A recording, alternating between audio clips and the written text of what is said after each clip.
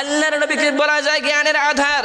আল্লাহর নবী যে কত বড় দার্শনিক ছিলেন, কত বড় বৈজ্ঞানিক ছিলেন, কত বড় ফিলোসফি ছিলেন, সেটা ভাষায় প্রকাশ করার মতন কোনো ভাষা খুঁজে পাচ্ছি না। আর বলার মতন কোনো ভাষা এই পৃথিবীর বুকে নাই। সেই নবী কোনো মানুষদের মনে দুঃখ দিতে পারেন না, ব্যথা দিতে পারেন না, বেদনা দিতে পারেন না, কষ্ট দিতে পারেন না। তিনি হইলেন দয়ার নবী, মাছের নবী, গাছের নবী, চন্দ্রের নবী, সূর্যের নবী, আরশের নবী, লোহের নবী, কলমের নবী। কুল কায়নাতে আল্লাহ যা কিছু বানাইছেন, ও মাদারীপুরবাসী ভাইয়েরা, দিলের কান দিয়ে শোনো, অন্তরের কান দিয়ে শোনো, যেই নবীকে না বানাইলে আল্লাহ তামাম মাখলুকাত কুল কায়নাতের আল্লাহ কোনো কিছু সৃষ্টি করতেন না। সেই নবীর যে আমরা উম্মত হতে পেরেছি, আমাদের ভাগ্য অনেক ভালো। ওয়াসজুদু লিসাজিদিন।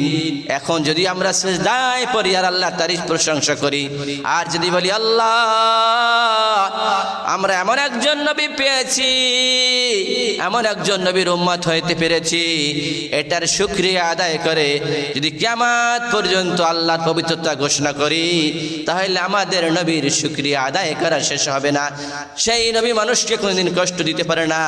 আল্লাহর নবী বললেন, ও মদিনাবাসীরা, আমি এক যার ঘরে থাকবো সে খুশি হবে, যার ঘরে থাকবো না সে মনে কষ্ট পাবে। আমি উটের পিঠে আবার উঠে পথ চলতে থাকি, আমার উটনি যার ঘরে দরজায় যাইয়া ঘুমাইয়া পড়বে, আমি তার ঘরে আশ্রয় নিব। কিয়ামতের ময়দানে আল্লাহ রব্বুল আলামিন আমাদেরকে কঠিন আযাবে গ্রেফতার করবেন। এজন্য সদা সর্বদা আমরা সুখে থাকি আর দুঃখে থাকি, যেখানে যে অবস্থাতেই থাকি না কেন, মহান রব্বুল আলামিনের শুকরিয়া আদায় করতে হবে যে আল্লাহ আমাকে যে অবস্থাতেই রেখেছেন, আল্লাহ রব্বুল আলামিন আমাকে ভালোই রেখেছেন। এই পৃথিবীতে মহান রব্বুল আলামিন যুগে যুগে নবী রাসূলগণ প্রেরণ করেছিলেন পথ ভোলা মানুষদেরকে আল্লাহর সাথে পরিচয় করিয়া দেওয়ার জন্য। আল্লাহ রব্বুল আলামিন এই পৃথিবীতে যুগে যুগে নবী রাসূলগণ প্রেরণ করেছেন। আর সমস্ত নবীদের একটাই মিশন ছিল, সমস্ত নবীদের একটাই উদ্দেশ্য ছিল, পথ ভোলা মানুষগুলি কিভাবে আল্লাহর পরিচয় পেয়ে যায়। প্যারে দোস্তার বুজুর্গ, প্যারে হাজিরিন, সমস্ত নবী আলাইহিসসালাতু ওয়াসসালাম, আম্বিয়া আলাইহিসসালাতু ওয়াসসালামরা তার উম্মতদেরকে এই কালেমার দাওয়াত দিয়েছিলেন। আদম সফিউল্লাহ থেকে নিয়ে শুরু করিয়া আখির জামানের নবী জনাবে মুহাম্মাদুর রাসূলুল্লাহ সাল্লাল্লাহু আলাইহি সাল্লাম পর্যন্ত সমস্ত নবীরা মানুষের ধারে ধারে, দুয়ারে দুয়ারে গিয়া কালেমার দাওয়াত দিয়েছিলেন। আদম নবী আলাইহিসসালাতু ওয়াসসালামের জামানায়, আদম আলাইহিসসালাতু ওয়াসসালামের সময় এই কালিমা ছিল লা ইলাহা ইল্লাল্লাহ আদম সফিউল্লাহ। মুসা নবী আলাইহিসসালাতু ওয়াসসালামের সময় কালিমা ছিল লা ইলাহা ইল্লাল্লাহ মুসা কালিমুল্লাহ। ঈসা নবী আলাইহিসসালাতু ওয়াসসালামের সময় এই কালেমা ছিল লা ইলাহা ইল্লাল্লাহ মুসা রূহুল্লাহ। ইব্রাহিম আলাইহিসসালাতু ওয়াসসালামের সময় কালেমা ছিল লা ইলাহা ইল্লাল্লাহ ইব্রাহিমে খলিলুল্লাহ। নূহ আলাইহিসসালাতু ওয়াসসালামের সময় এই কালিমা ছিল লা ইলাহা ইল্লাল্লাহ নূহ নবিউল্লাহ। এই কালিমা পরবর্তী সময় ছিল লা ইলাহা ইল্লাল্লাহ ইসমাঈল জবিউল্লাহ। আর আপনার আমার নবী জনাবে মুহাম্মাদুর রাসূলুল্লাহ সাল্লাল্লাহু আলাইহি সাল্লামের সময় এই কালেমা ছিল লা ইলাহা ইল্লাল্লাহু মুহাম্মাদুর রাসূলুল্লাহ।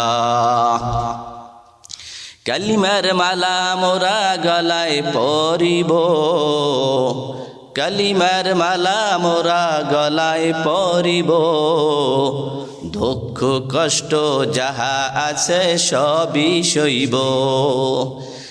কালিমার মালা মোরা গলায় পরিব, দুঃখ কষ্ট যাহা আছে সবই সইব।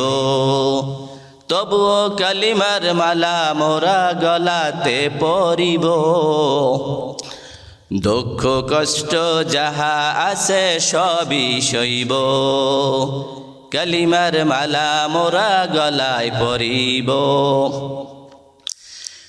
আমরা এমন একজন নবী পেয়েছি যেই নবীর তারিফ প্রশংসা তাওরাত কিতাবে ছিল, জবুর কিতাবে ছিল, ইনজিল কিতাবে ছিল। তাই নাই শুধু, ইহুদি নাসরাদের যে পণ্ডিতরা যে কিতাব লিখেছে, তাদের যে কিতাবাদি ছিল, সেই কিতাবের ভিতরও বিশ্বনবী মুহাম্মাদুর রাসূলুল্লাহ সাল্লাল্লাহু আলাইহি সাল্লামের তারিফ প্রশংসায় মুখরিত ছিল, ভরপুর ছিল। এ মাদারীপুরবাসী ভাইরা, দিলের কান দিয়ে শুনুন, অন্তরের কান দিয়ে শুনুন।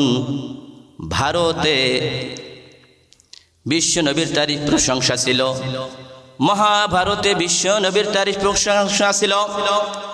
ভারত মহাভারত জিন্দাবস্তা, কৃপট, বাইবেল, রামায়ণ, বেদ, অথর্য বেদ, পূর্বের যত কিতাবাদি ছিল, আসমানি সমস্ত গ্রন্থে বিশ্বনবীর তারিফ প্রশংসায় ছিল মুখরিত, বিশ্বনবীর তারিফ প্রশংসায় ছিল ভরপুর।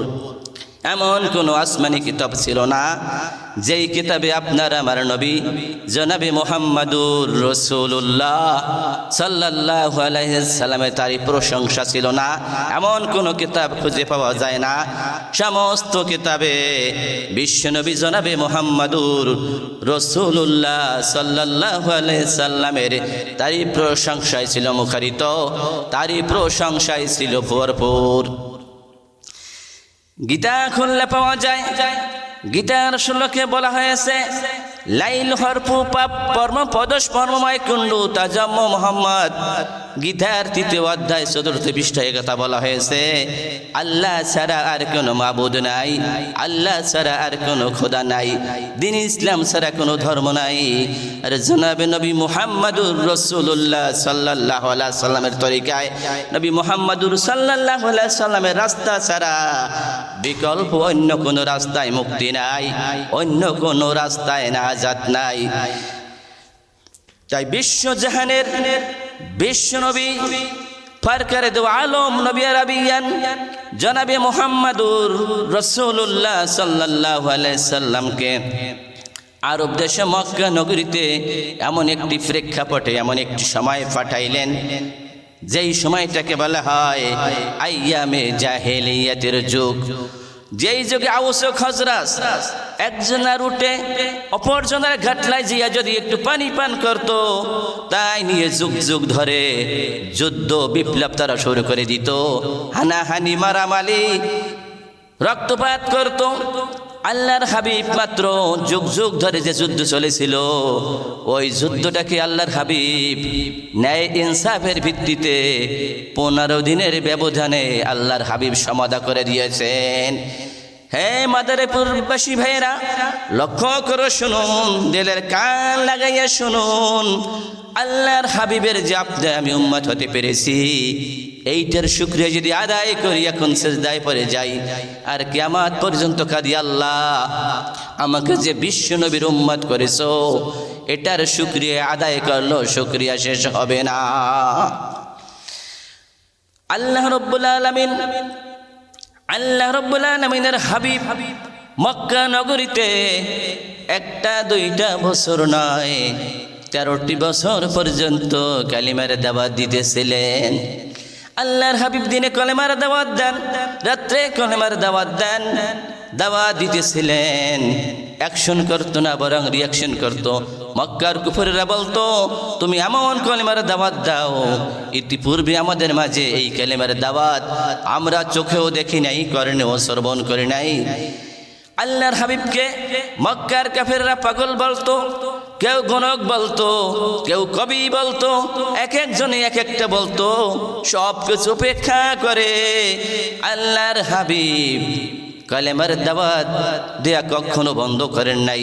দাওয়াতের মিশন নবী চালিয়ে যাইতেছিলেন, দাওয়াতের কার্যক্রম চালিয়ে যাইতেছিলেন, দাওয়াত বন্ধ করেন নাই।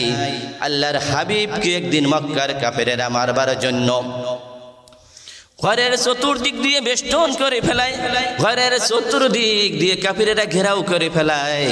নবীকে দুনিয়ায় থাকতে দেবে না, নবীকে মারিয়ে ফেলবে। আপনারা বলেন, রাখে আল্লাহ মারে কে?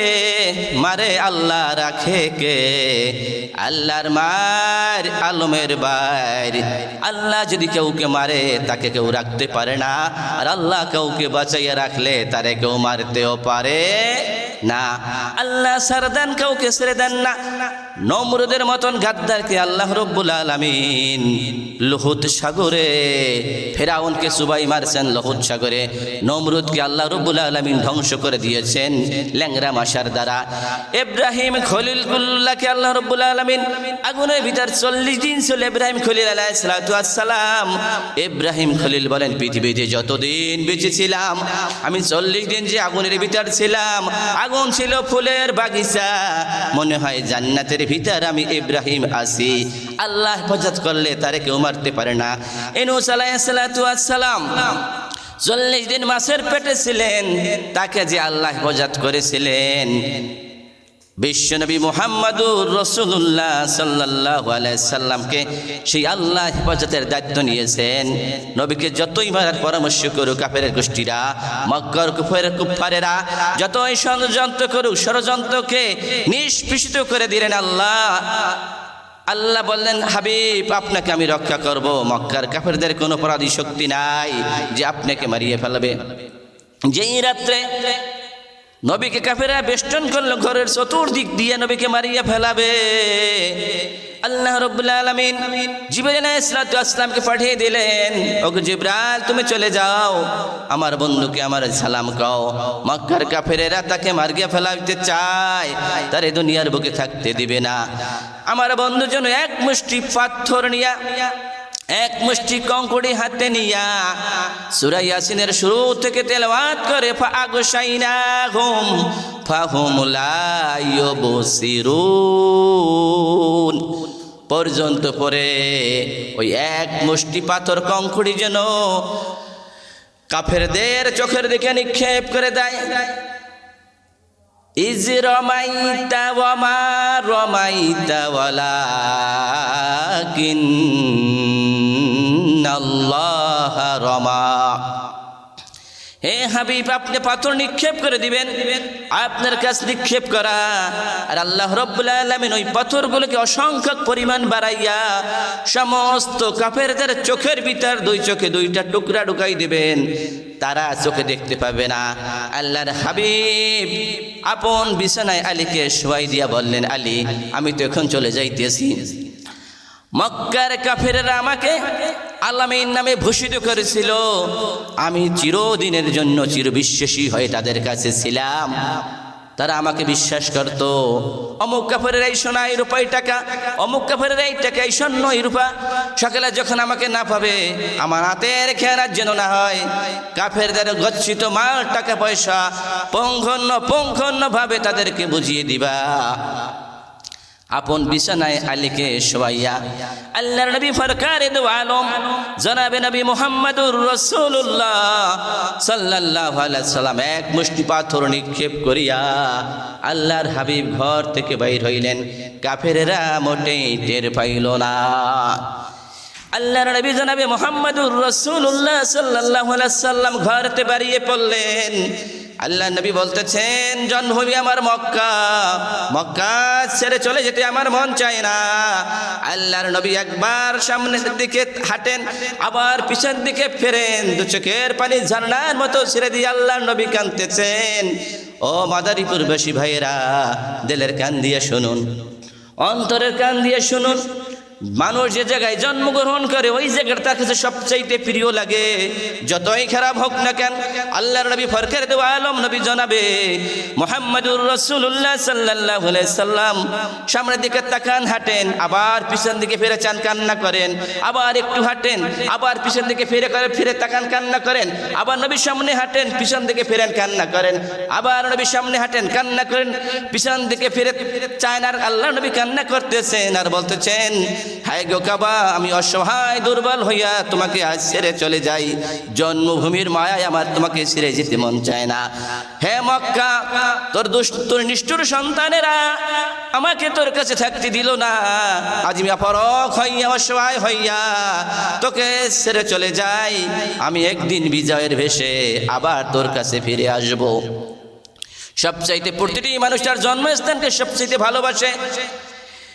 আল্লাহর নবী জনাবে মুহাম্মাদুর রাসূলুল্লাহ সাল্লাল্লাহু আলাইহি ওয়াসাল্লাম পথ চলতে চলতে আবু বকর বাড়ি যেয়ে বললেন, ইয়া আবু বকর, একবার ডাক দিলেন।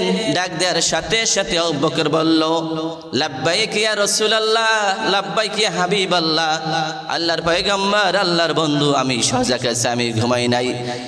আল্লাহর নবী জনাবে মুহাম্মাদুর রাসূলুল্লাহ সাল্লাল্লাহু আলাইহি ওয়াসাল্লাম বললেন, ও আবু বকর, তোমাকে আমি একটিবার ডাক দিলাম, ডাক দেওয়ার সাথে সাথে তুমি কেমন করে আমার ডাকে সাড়া দিলা?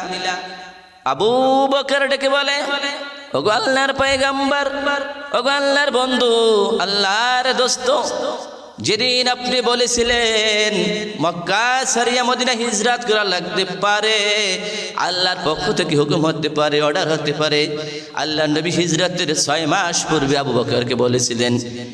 আল্লাহর বন্ধুকে আবু বকর বলতেছেন, ওগো নবী শুনুন, যেদিন বলেছিলেন হিজরত করা লাগতে পারে, আল্লাহ হুকুম করতে পারে, সেই দিন হতে আমি আবু বকর বিছনায় গা দিয়ে আর শুই নাই, দরজার সাথে দাঁড়াইয়া ট্যাক লাগাই আমি শুয়েছিলাম। তাই নাই শুধু, ওগো আল্লাহর বন্ধু, আল্লাহর পয়গম্বর, আমার ছোট একটি মেয়ে আছে ঘরে, দেখেন ওই মেয়েটিও প্রতিদিন রাত্রে আমাদের সফরের জন্য রুটি বানায়, খানা তৈরি করে। আমার ছোট্ট মেয়েটি ঘুমায় না, আমার স্ত্রীও ঘুমায় না, যে উটের বাহন পর সওয়ার হইয়া আমরা সফরে যাব, উটটিও ঘুমায় না। আল্লাহ রাসূল ওখান থেকে বেহির হইয়া পথ চলতে চলতে আল্লাহর নবী জনাবে মুহাম্মাদুর রাসূলুল্লাহ সাল্লাল্লাহু আলাইহি সাল্লাম গারে সুরে চলে গেলেন।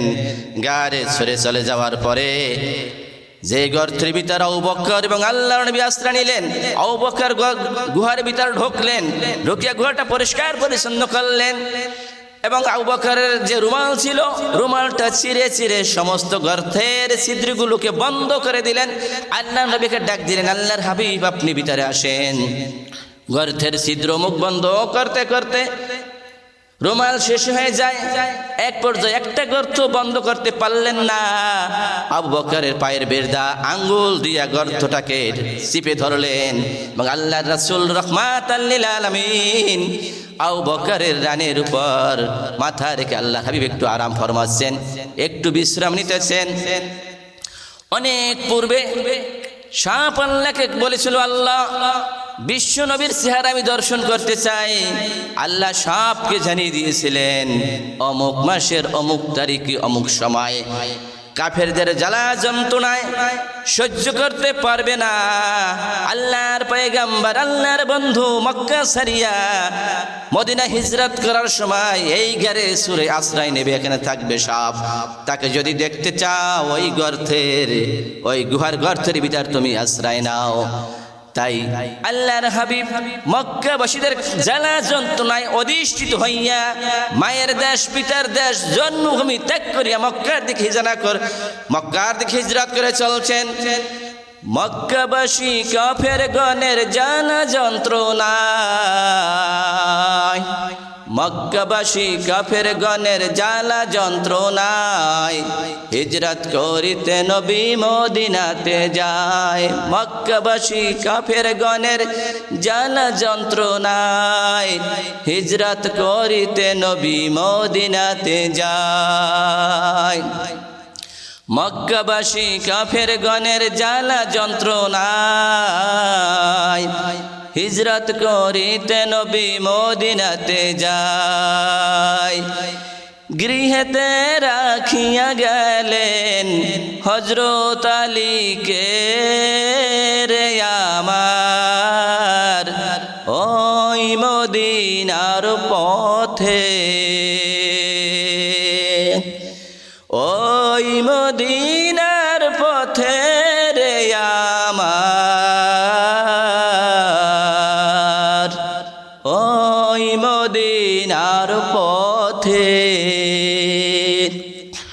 ওই মদিনার পথে রে আমার, ওই মদিনার পথে হিজরত করতে চলছেন নবীজি, চলছেন আধার রাতে রে আমার, ওই মদিনার পথে। রাত্র যখন গভীর হইল, রাত্র যখন গভীর হইল কাফেরেরা পরামর্শ করে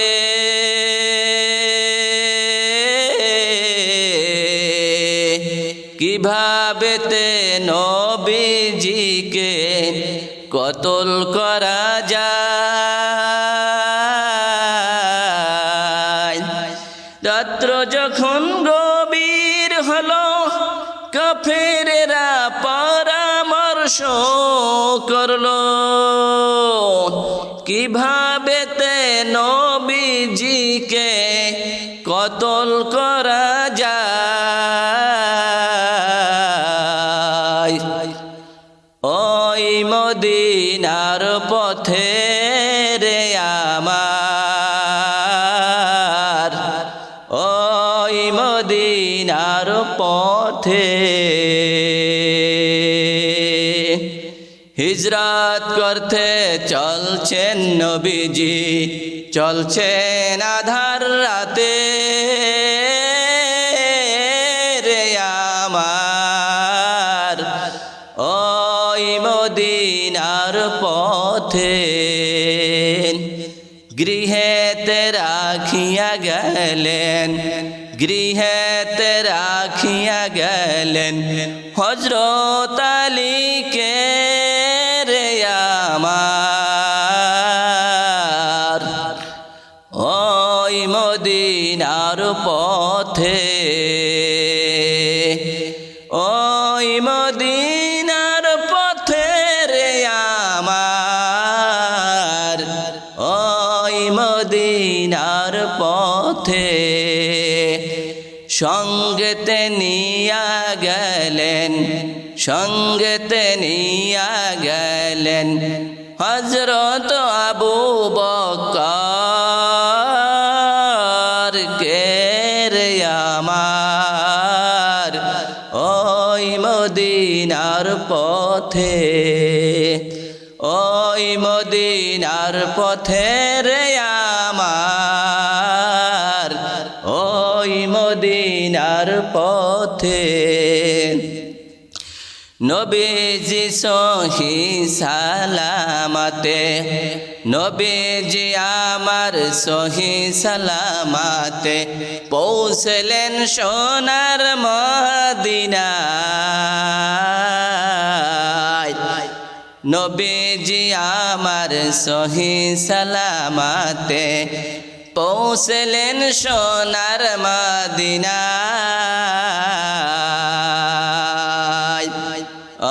ওই মদিনার পথে রে আমার, ওই মদিনার পথে হিজরত করতে চলছেন নবীজি, চলছেন আধার রাতে। হিজরত করতে চলছেন নবীজি, চলছেন আধার রাতে রে আমার ওই মদিনার পথে, ওই মদিনার পথে রে আমার ওই মদিনার পথে।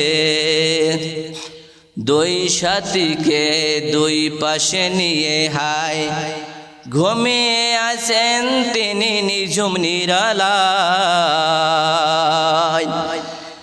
দুই সাথীকে দুই পাশে নিয়ে হায়, দুই সাথীকে দুই পাশে নিয়ে হায় ঘুমিয়ে আছেন তিনি নিঝুম নিরালায়। দুই সাথীকে দুই পাশে নিয়ে হায় ঘুমিয়ে আছেন তিনি নিঝুম নিরালায়।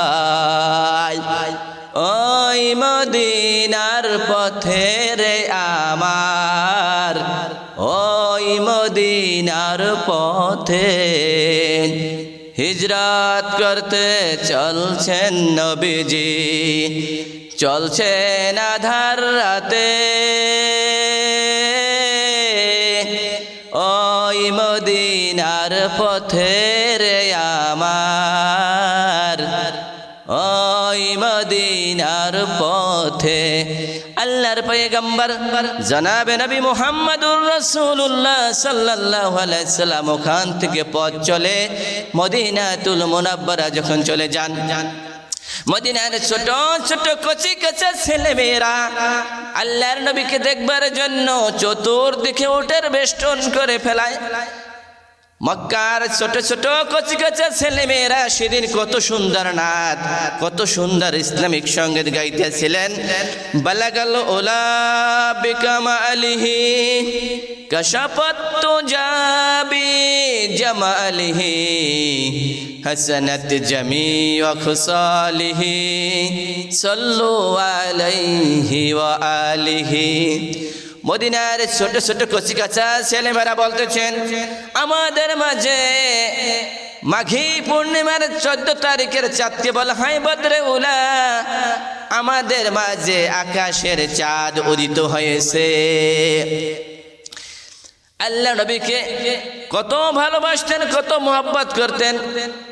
একথা যখন ছোট ছোট কচি কাঁচা ছেলেমেয়েরা বলতেছে, আল্লাহর হাবিব উটের পৃষ্ঠে সবার নিচের দিক থেকে তাকিয়ে দেখতে নবীকে কষ্ট হয়। আল্লাহর নবী উট থেকে নিচে নামলেন, নামার পর বলতেছেন, হে মদিনাবাসীরা, মক্কা নগরীতে যারা বসবাস করে তারা পেয়েছে খানা মক্কার কাবার কুঞ্জি অর্থাৎ চাবি। আর হে মদিনাবাসীরা, তোমরা পেলে আল্লাহর নবী, তাকে সদরে গ্রহণ করো। আল্লাহর নবীকে নিয়ে তোমরা ঘরে চলে যাও। এ কথার দ্বারা স্পষ্ট সুস্পষ্ট হয়ে গেল, এটাই বোঝা যায় মক্কার ঘরের চাবির চাইতো কোটি কোটি গুণ দামি হইল বিশ্ব নবীর খানায় কাবার চাইতো মোমেন ব্যক্তির দাম বেশি। মোমেনের জন্য কাবা, কাবার জন্য মোমেন না।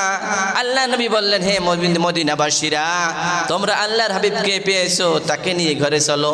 সবাই চাই যে আমার ঘরে বিশ্ব নবী মুহাম্মাদুর রাসূলুল্লাহ সাল্লাল্লাহু আলাইহি সাল্লাম থাকুক, তিনি তাশরীফ আনুক। আল্লাহ নবী কত বড় বিচক্ষণ ছিলেন, কত বড় জ্ঞানী ছিলেন, কত বড় বুদ্ধিজীবী ছিলেন, কত বড় জ্ঞানের আধার ছিলেন। আল্লাহ নবী জনাবে মুহাম্মদুর রাসূলুল্লাহ সাল্লাল্লাহু আলাইহি সাল্লাম সাহাবা কেরাম রাদিয়াল্লাহু তাআলা আনহুম আজমাইনদের সম্মুখপানে জান্নাত ও জাহান্নামের বর্ণনা করতে আছেন আরবি ব্যাকরণ ভাষা দিয়া।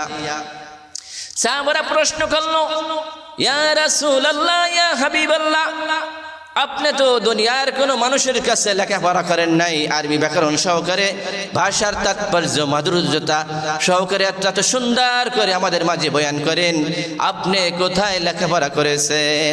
সাহাবারা নবীকে প্রশ্ন করলো। আল্লাহ নবী জনাবে মুহাম্মদুর রাসূলুল্লাহ সাল্লাল্লাহু আলাইহি সাল্লাম বলেন, হ্যাঁ সাহাবারা শোনো, আমি এমন একটা মাদ্রাসায় লেখাপড়া করেছি, সেই মাদ্রাসার ছাত্র ছিলাম আমি, মুহাম্মাদুর রাসূল আমার শিক্ষক ছিল মহান রব্বুল আলামিন। ওই আবার সাহাবারা প্রশ্ন করলো, ইয়া রাসূলুল্লাহ, ইয়া হাবিবাল্লাহ, আপনি কোন জায়গার মাদ্রাসায় পড়াশোনা করেছেন, সেই মাদ্রাসাটির নাম কি? আল্লাহ রাসূল বললেন, ও সাহাবারা তোমরা শোনো, আমি যে মাদ্রাসায় লেখাপড়া করছি সেই মাদ্রাসাটির নাম হইল বাল হুয়া কুরআনুম মাজিদ ফি লাওহিম মাহফুজ। আল্লাহর বাড়ির কাছে একটা মাদ্রাসা আছে লাউহে মাহফুজ। আমি নবী লাউহে মাহফুজের ছাত্র ছিলাম, ওখানে আমি লেখাপড়া করেছি এবং আমার শিক্ষক ছিলেন স্বয়ং মহান রব্বুল আলামিন। সাহাবীরা আবার প্রশ্ন করলো, ইয়া রাসূলুল্লাহ, ইয়া হাবিবাল্লাহ, আপনি কতদিন এখানে জ্ঞান অর্জন করেছেন, অধ্যয়ন করেছেন, কতদিন লেখাপড়া করেছেন? আল্লাহর হাবিব বললেন, আমি ওখানে 2,88,00,000 বছর জ্ঞান অর্জন করেছি, আউয়াল থেকে আখের পর্যন্ত, জাহের থেকে বাতেন পর্যন্ত। এই পৃথিবীতে মানুষ কিয়ামত পর্যন্ত যত মানুষ পৃথিবীতে আসবে সমস্ত মানুষের জ্ঞান আল্লাহ রব্বুল আলামিন আমাকে দান করেছেন। ওর চলতে চলতে আবু আইয়ুব আনসারী দরজায় ঘুমিয়ে পড়লেন। আল্লাহর হাবিব ওখানে থাকতে শুরু করে দিলেন। বিষয় হইল যে আল্লাহর নবী ইসলামের জন্য, কোরআনের জন্য মক্কা নগরী ত্যাগ করিয়া মদিনাতুত তয়্যিবা চলে গেলেন। ওখানে আল্লাহর নবী আবার ইসলাম প্রসারের কাজ শুরু করে দিলেন। দিন কি सूरज डूब रही है तुम लोगों के सामने, रोज महशर किया जब देगा मुस्तफा की सामने। दिन की सूरज डूब रही है तुम लोगों के सामने, रोज महशर किया जब देगा मुस्तफा की सामने। যেই নবী দিনের জন্য তয়েফের জমিন রক্তে রঞ্জিত করে দিলেন, উহুদের ময়দানে দাঁত ভেঙে দিয়েছিলেন, যেই নবীর গায়ে মশা মাছি পর্যন্ত পড়া হারাম ছিল, তয়েফের জমিনে নবী পাথরের আঘাত খাইতে খাইতে গাড় থেকে রক্ত টপকে পড়তে পড়তে জুতা মোবারক আটকে গিয়েছিল। তয়েফের জমিনে একবার না দুইবার না কয়েকবার জমিনে নবী বেহুশ হয়ে পড়ে যান। কত অন্যায় অত্যাচার, কত জোর জুলুম আল্লাহর হাবিব রহমাতাল লিল আলামিন ফরকারে দো আলম দিনের জন্য বরদাস্ত করেছেন।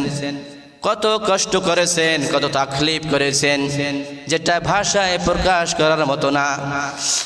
এরপরে সাহাবীরা মক্কা সারিয়া মদিনাতুল মুনাব্বারা কয়েক গ্রুপে কয়েক দলে দলে গিয়েছিলেন দিনের জন্য। সাহাবারা মক্কা নগরী ত্যাগ করলেন, নিজের ঘর জায়গা জমি ছেলে মেয়ে সব কিছু ত্যাগ করিয়া মক্কা সারিয়া সাহাবীরা মদিনায় গেলেন। আল্লাহ রাসূল বললেন, এই যে মক্কা থেকে মদিনায় যে সাহাবীরা আসছে, হে আনসাররা তোমরা শোনো, এরা হইল তোমাদের ভাই। আল্লাহ রাসূল যখন ঘোষণা করে দিলেন মক্কা থেকে মদিনায় যারা আসছে এরা হইল মুহাজির, আর মদিনায় তোমরা যারা আসো তোমরা হইল আনসার, এরা তোমাদের ভাই। এরা দিনের তাগিদে, দিনের খাতিরে এরা সব কিছু ত্যাগ করিয়া ভিটা পর্যন্ত ঘর বাড়ি সব কিছু ছাড়িয়া মক্কা থেকে মদিনায় আসছে। আল্লাহ রাসূল যখন বললেন এরা তোমাদের ভাই, আনসারবাসীরা করলো কি তার ভাইদের জন্য? নবী যখন বলেছেন এরা আমার ভাই, এদের থাকার জায়গা নাই, কোনো টাকা পয়সার সঙ্গে নিতে পারে নাই, খালি 4 হাত পা নিয়ে দিনের খাতিরে দিনের জন্য মক্কা নগরী ছাড়িয়া মদিনায় আশ্রয় নিলেন।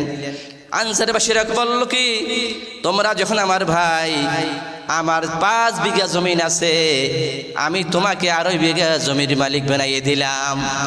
আমার ঘরে 2টা রুম আছে, আমি থাকবো 2টা রুমে, তোমাকে 2টা রুম ছেড়ে দিলাম। আল্লাহকে পাওয়ার জন্য তাদের একাধিক স্ত্রী ছিল, তাদেরকে বলছিলেন যে আমার স্ত্রী ভিতর কোনজন তোমাকে ভালো লাগে বলো, কোনজন ভালো লাগে তুমি বলো। নিজে একজন রেখে তার ভাইয়ের যেজন চয়েসফুল ছিল, তার ভাইয়ের যেজন পছন্দ ছিল, সে তাকে তালাক দিয়া বলল যে তুমি একে বিবাহ করিয়া একে তুমি ব্যবহার করো। আনসারে কত উদারতা, কত ভালোবাসা, কত মহব্বত দেখাইছেন। জায়গা জমি টাকা পয়সা তার মুহাজিরিন ভাইদের মধ্যে বন্টন করে দিতে তারা কুণ্ঠাবোধ করে নাই, কোনো দ্বিধাবোধ করে নাই। মুহাজিরিন ভাইয়েরা বলেছিল ভাই তুমি যা দিস আমি সব পেয়েছি, আমার কোনো কিছু দরকার হবে না। মদিনার শহর কোথায়, বাজার কোথায় আমাকে দেখাই দাও, আমি ব্যবসা জানি, আমি ব্যবসা করতে পারি। দেখা যায় কিছুদিনের মধ্যেই মুহাজিরিনরা মদিনার শহরে যাইয়া তেজারাত করে, ব্যবসা করে, তারা সাফল্য হয়েছে, তারা টাকাওয়ালা হয়েছে, তারা মালদার হয়েছে। আজ যদি আমাকে বলা হতো, আমাদের মতন মানুষ যারা আছে তাদেরকে বলা হতো ব্যাংক ব্যালেন্স 2 কোটি টাকা আছে, তোমাকে 1 কোটি দিয়ে দিলাম, বাহ বাহ বাহ, খুশিতে আমরা আটখান হইয়া যাইতাম। টাকা দিতে দেরি ছিল, আমার আপনার নিতে দেরি ছিল না। হে মাদারীপুরবাসী ভাইয়েরা, দিলের কান দিয়ে শুনুন, অন্তরের কান দিয়ে শুনুন, আমল করার নিয়তে শুনুন। সাহাবায়ে কেরাম রাদিয়াল্লাহু তাআলা আনহুম আজমাইন দ্বীনের জন্য কত কি করেছে।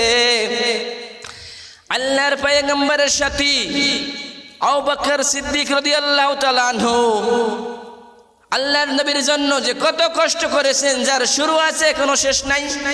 আল্লাহর পয়গম্বর জনাবে নবী মুহাম্মদুর রাসূলুল্লাহ সাল্লাল্লাহু আলাইহি সাল্লাম এবং আম্মা জান আয়েশা সিদ্দিকা রাদিয়াল্লাহু তাআলা আনহা সন্ধ্যার পর স্বামী স্ত্রী কথাবার্তা বলতেছেন।